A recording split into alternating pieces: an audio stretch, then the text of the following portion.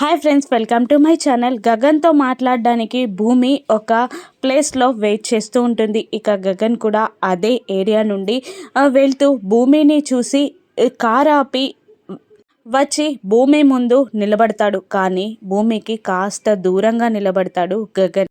ఏంటి భూమి ఇక్కడ నువ్వు అని అంటూ ఉండగా ఇక భూమి ఏడుస్తూనే కన్నీళ్లతో ఇలా అంటుంటుంది, అంతమందిలో నేను మిమ్మల్ని అవమానించాను అని కన్నీళ్లతో భూమి అంటుండగా, ఇట్స్ ఓకే భూమి, అవమానాల పాలవ్వడం మాకు అలవాటైపోయింది అని అంటూ ఉంటాడు గగన్.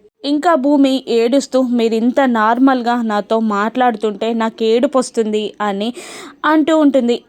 గగన్ కాస్త కోపంగా, వద్దు భూమి ఏడవకు, ఎవరైనా చూస్తే నేను నిన్ను ఏడిపిస్తున్నాను అనుకుంటారు అని అంటూ మళ్ళీ ఇలా అంటుంటాడు. అసలు నేను ఇక్కడికి వచ్చింది ఎందుకో తెలుసా, నీ కార్ ఏదైనా ట్రబుల్ ఇచ్చిందేమో అని అనుకున్నాను అని అంటూ మళ్ళీ ఇలా అంటుంటాడు. ఇంకొకసారి ఇలా కలిసి మాట్లాడే ప్రయత్నం చేయకు, మేబీ ఇదే లాస్ట్ టైం అనుకుంటా మనం ఇలా ఎదురుపడి మాట్లాడుకోవడం.